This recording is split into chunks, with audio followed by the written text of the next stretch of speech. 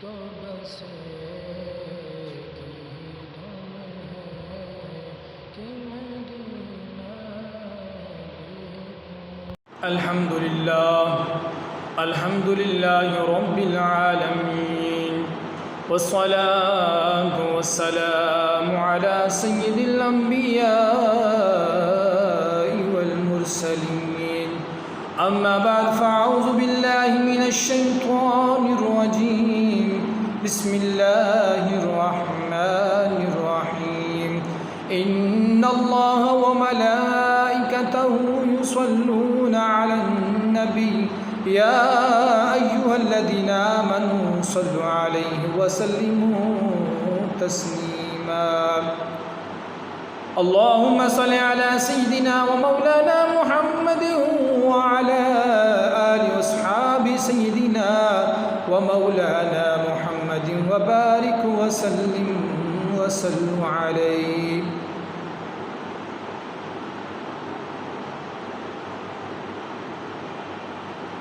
برادران اسلام، ام المومنین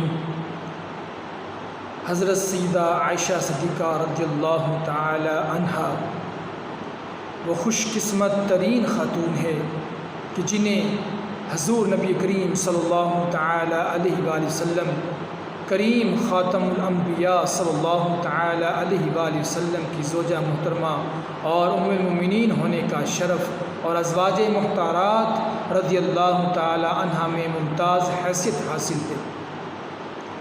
قرآن حدیث اور تحریک کے اوراق آپ رضی اللہ تعالی عنہ کے فضائل و مناقب سے روشن ہے۔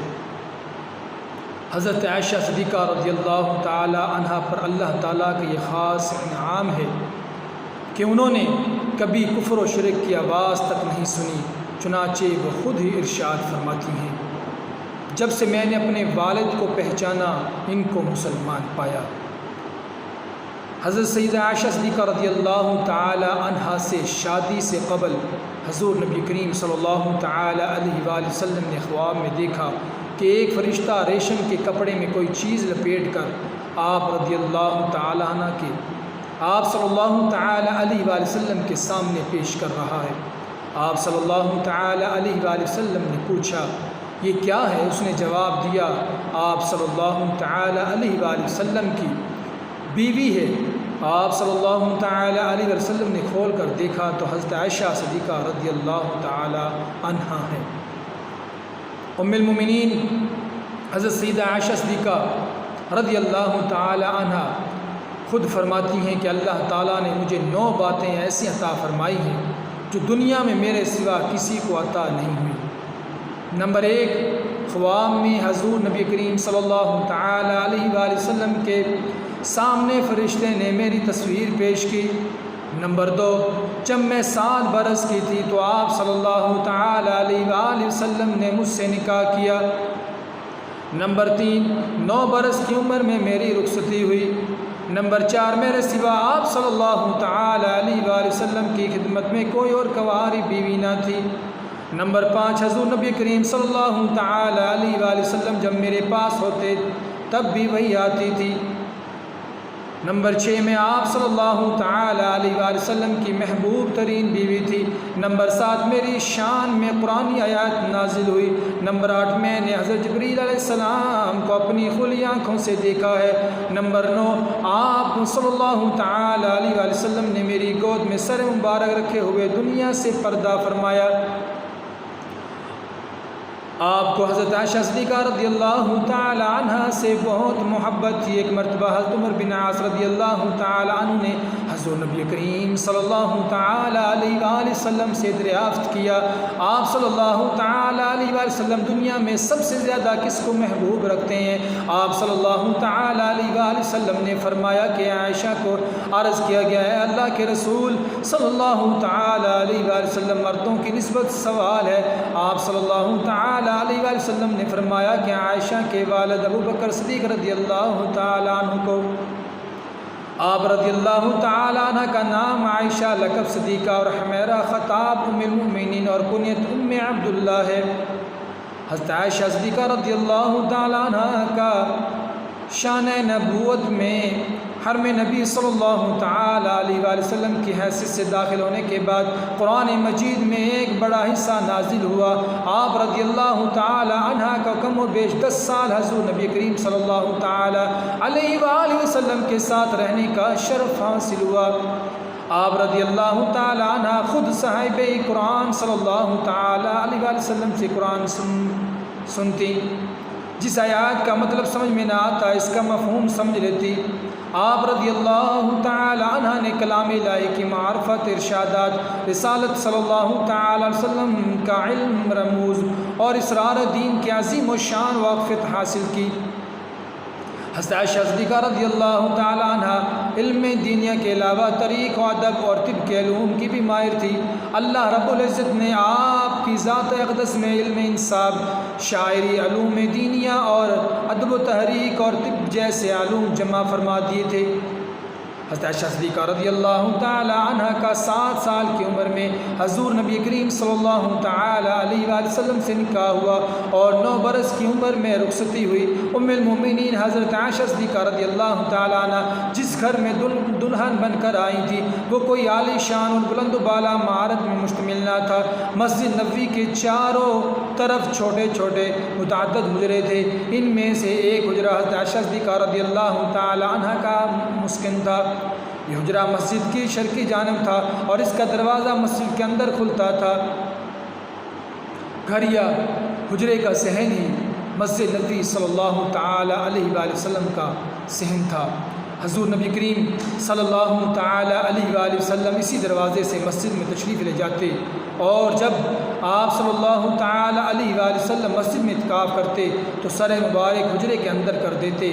حضرت عائشہ صدیقہ رضی اللہ تعالی عنہ اسی جگہ سے بالوں کو کنگا کر دیتی۔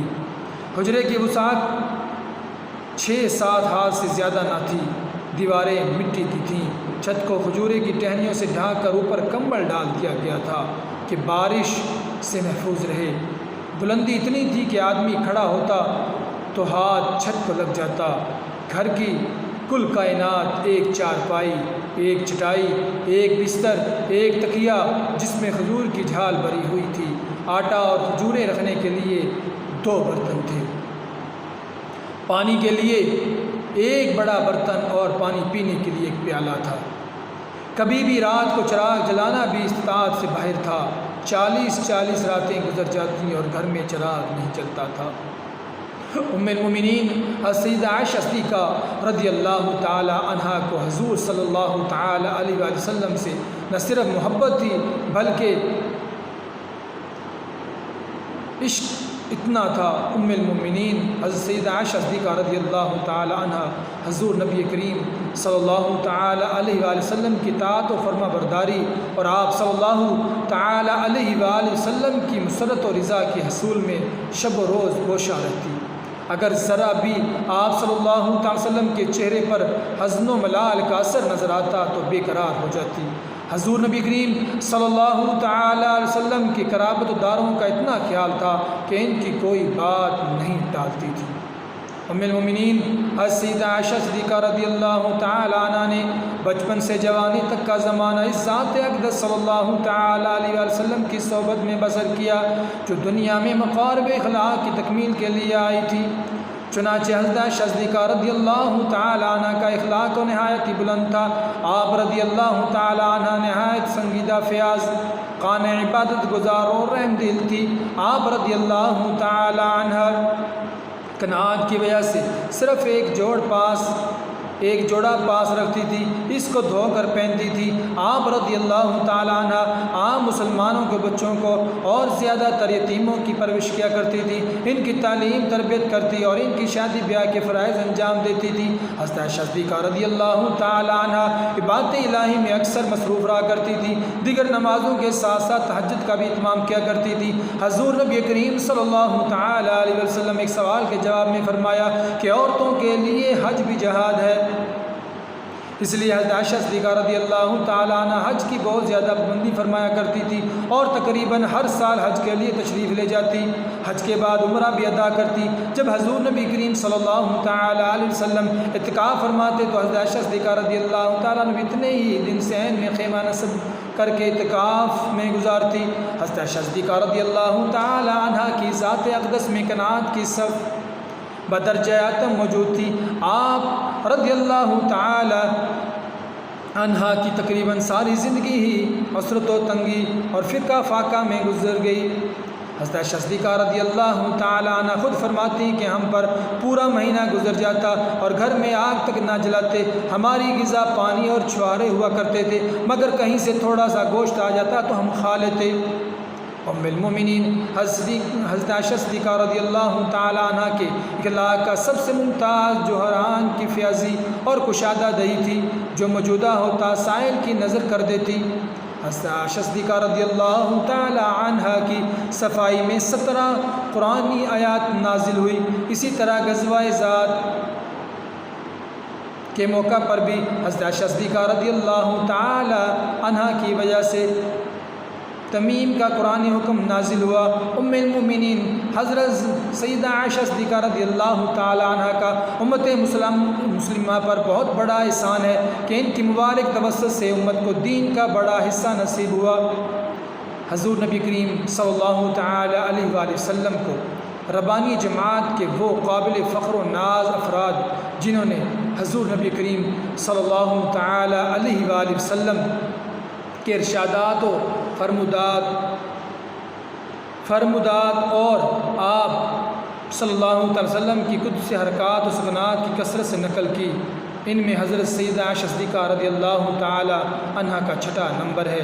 حضرت عائشہ صدیقہ رضی اللہ تعالی عنہ سے حضور نبی کریم صلی اللہ تعالی علیہ وآلہ وسلم کی 2210 حدیثیں مروی ہے۔